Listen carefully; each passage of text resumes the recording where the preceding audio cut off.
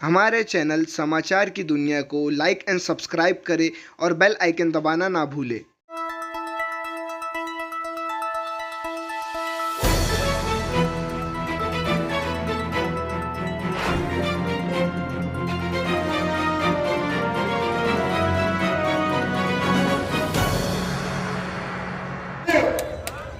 क्या नहीं लेंगे मिल्लत से? चचा को अपना कमीशन नहीं छोड़ा, वो मिल्लत की खिदमत करने निकला। तो ऐसे सेमड़े सामने बहुत आपके पास आएंगे, ये क्या मिल्लत की खिदमत करेंगे? ये तो लूटने को आ रहे हैं मिल्लत को, ये तो मिल्लत को लूटने को आ रहे हैं। आपको मालूम है कि जब वो अम्बादास दानवे एमएलसी का इलेक्शन लड़ रहा था, वो शिवसेना का उम्मीदवार था, वो मजलिस इत्तेहाद मुस्लिमीन के कारपोरेटर ने वो थोड़े शिवसेना के उम्मीदवारों को कामयाब करके दिया एमएलसी के इलेक्शन में। और ये बात कर रहे हैं कि हम सच्चे खादिम हैं, ये सच्चे खादिम हैं। ये बाहर से लोग आ रहे हैं, इत्तेहाद इत्तेहाद इत्तेहाद इत्तेहाद, इतना डंका पीट रहे, इतना डंका पीट रहे। अरे जब इत्तेहाद था तो इत्तेहाद को सत्यानाश करने वाले तुम ही लोग थे। आज तुम्हारी पार्टी के अंदर इत्तेहाद नहीं है, तुम मिल्लत में इत्तेहाद की बात कर रहे हो। अरे मिलता है शहर औरंगाबाद में इत्तेहाद का दावा करने वाला है जावेद कुरैशी ने। जावेद कुरैशी ने यहाँ इत्तेहाद कायम किया। तुम तो धोखेबाज मक्कार लोग आए, तुम अजब अजब किस्म की लोगों को नवाज रहे हैं कुछ भी बातें करके, और तुम इत्तेहाद का दावा करेंगे। हमने इत्तेहाद सिखाया तुमको क्या मालूम? तुमसे मेरे सामने हो, तुमको इत्तेहाद मालूम? हमने सिखाया तुमको इत्तेहाद। पूरा औरंगाबाद गवाह है इस बात का। बताओ हाथ उठा के कि जावेद कुरैशी ने मुसलमानों के इत्तेहाद के लिए क्या कुछ नहीं किया। अजीज साथियों, अजब तमाशा हो गया है इन लोगों का। और आए दिन कोई भी लोग, अरे नारायण राणे का लौंडा कुछ भी बातें कर रहा, बोले मैं मस्जिद में घुस के वो कर दूंगा। अरे कीमत कैसे हो गया तेरी? किसके सपोर्ट में तू बोल रहा है ये सब? आके बता औरंगाबाद की कोई मस्जिद में तेरी अम्मा का दूध याद दिला देंगे तेरे को। समझ में नहीं आ रहा। कोई बोलता औरंगजेब की खबर को फाड़ देंगे, कोई बोला हम मस्जिद में घुस जाएंगे, कोई बोला हम जो है 40 साल पढ़ेंगे, कोई क्या बोल रहे। अरे ऐसा कैसा चलेगा? हमने क्या चूड़ियां पहन के बैठे क्या? कुछ भी चल जाएगा तो आओ आके बताओ। स्टेज पे बात करना बहुत जरूरी है। तुम्हारी अम्मा का दूध पिया तो आके बताओ कोई मस्जिद में। तुम्हारी अम्मा ने दूध पिलाई तो आके बताओ कोई मस्जिद के सामने कि 40 साल पढ़ने का कुछ भी नहीं चलेगा अब। और कसम खुदा की आपको वादा कर रहा हूं, एक बात चुन के दे दो और फिर हमारा भी नजारा देखो, हम क्या जलवा बताते हैं आपको। अजीज शरीफ साथियों, ये बहुत सारी बातें थी। मैंने अभी आम खास मैदान की आपको जिक्र किया कि आम खास मैदान जो है ये स्टेडियम में क्यों तब्दील नहीं हुआ। गारखेड़ स्टेडियम बन जाता है, वो होटाल का स्टेडियम वहां बन जाता है, सारे जो है गांव के स्टेडियम बन जाते हैं, वहां तरक्की हो रही है, बहुत तरक्की हो रही है वहां पर। लेकिन मुसलमानों के और दलितों के एरिया में तरक्की क्यों रुक गई? ये ऐसा ग्राउंड है जहां से नेशनल क्रिकेट के प्लेयर निकले हैं। हमारे इकबाल सिद्दीकी साहब यहां से निकले क्रिकेट खेल के, यहां पर यही मैदान से। फुटबॉल के एक से एक होनहार जो है प्लेयर्स इस आम खास मैदान के ग्राउंड से फुटबॉल के प्लेयर निकले। और क्या वजह है कि यहाँ पर स्टेडियम की तामीर नहीं हो सकती? हमने कहा था पिछले दिन जो एमएलए साहब चुन के आए थे कि आप अगर कुछ नहीं भी करें, एक काम करके दे दो, इस आम खास के मैदान को स्टेडियम में तब्दील करके दे दो। लेकिन आज तक वो स्टेडियम तब्दील नहीं हुआ। हमने 10 साल जिन लोगों को दिए, उन्होंने हमको क्या रिटर्न करे ये मेरे को आप लोग बता दो कि उन्होंने कुछ हमको रिटर्न करा। उन्होंने तो अपने तकब्बर, अपने गुरूर में ये समझ रहे थे कि मुसलमानों को हमने यरगमाल बना लिया, किडनैप कर लिया, हम मुसलमानों को जो बोलेंगे वो हमारे जो है अब लट्टुए में हमारे बाहर नहीं जाते। ऐसा कैसा? हमने ही सिखाया था मुसलमानों को कि इत्तेहाद कैसा होता है। तो तुम चिपड़े चापड़े आके हमको बोले कि अब हमने मुसलमानों को यरगमाल बना लिया, अब मुसलमान हमको वोट देंगे इंशाअल्लाह, तुम देखते जाओ। खाली तुम्हारे ये सारे जो है ना नजारे धरे के धरे रह जाएंगे और लोग मुसलमान अब हमको देंगे। हम चाह रहे हैं इस शहर साथियों, हम चाह रहे हैं कि इस शहर में रोजगार मुहैया हो, हम चाह रहे हैं रोजगार के ऊपर लोगों को मेहनत है, हम चाह रहे हैं कि पढ़े लिखे मुसलमान नहीं, पढ़े लिखे पूरे औरंगाबाद शहर को रोजगार मिले, लेकिन यहाँ बेरोजगारी है। इतनी बड़ी बड़ी इंडस्ट्री यहाँ कायम है, यहाँ में वालूज खड़े हैं, यहाँ शेंद्रा साहेब है, पीछे हमारे अब बिल्डिंग की एक बड़ी इंडस्ट्री, बड़े बड़े मल्टी नेशनल कंपनीज यहाँ पर आने वाले हैं, तो रोजगार क्यों नहीं आ रहा? हमारी कोशिश रहेंगी इंशाअल्लाह कि ये कंपनीज के मालिकान को हम उनके पास जाएं, उनसे कहें कि पहले औरंगाबाद शहर के लोगों को आप रोजगार दें। अगर यहाँ से आपको उन सलाहियत वाले लोग नहीं मिलेंगे, वो रिक्वायरमेंट जो आपका नहीं मिलेगा, तो आप बाहर से लोग आइए, लेकिन जब तक हमारे शहर में औरंगाबाद में होनहार लोग हैं जो अभी नौकरी से महरूम है, ऐसे लोगों को इस कंपनियों में नौकरी लगाने का काम करेंगे। आज तक मैं समझता हूँ कोई नजर ने ये सारी बातें आप लोगों को क्यों नहीं गई, क्यों नहीं बताया।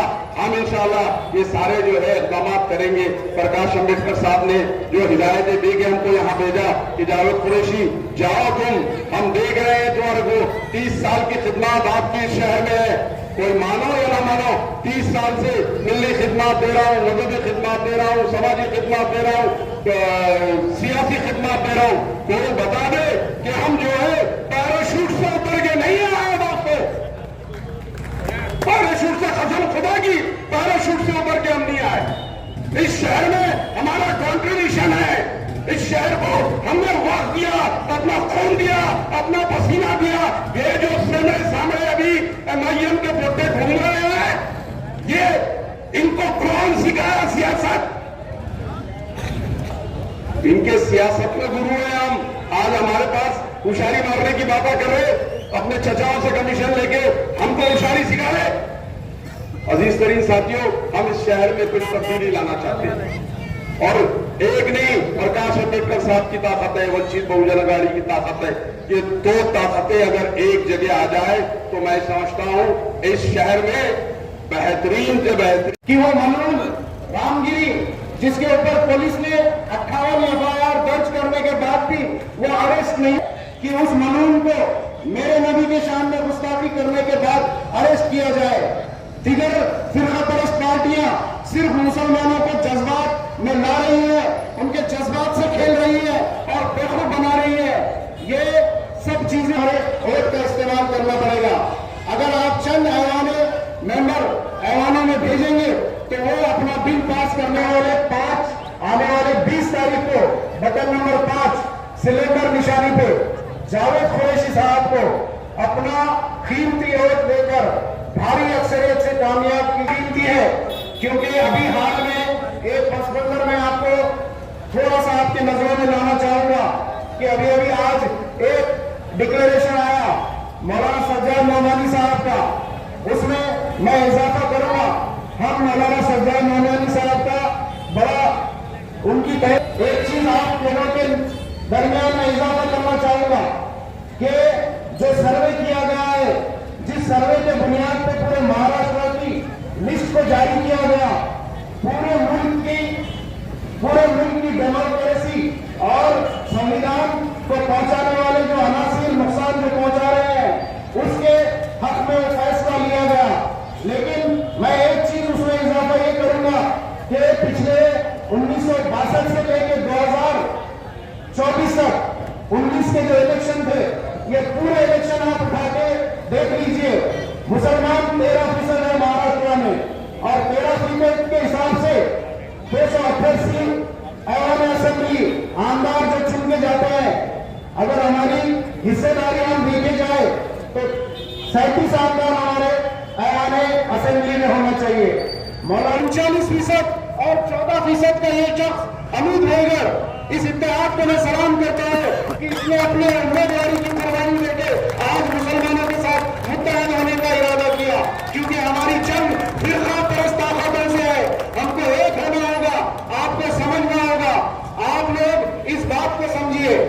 मैं आपसे सीधी दावा देता हूँ, दलित और मुसलमानों का इत्तेहाद का दूसरा नाम जिसका नाम है अमित भुजबल साहब, मैं उनसे दरखास्त करता हूँ कि अपनी बात को रखें। इनके लिए पहले हो गया मेरे भाइयों।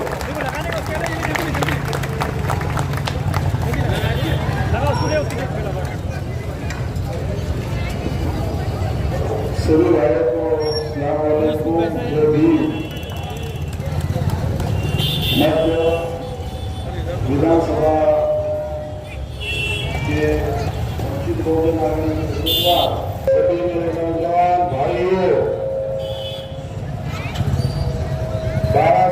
अम्बेडकर इन्होंने जो उम्मीदवार यहाँ पर जो उम्मीदवार का लाभ रोक नहीं सकेगा।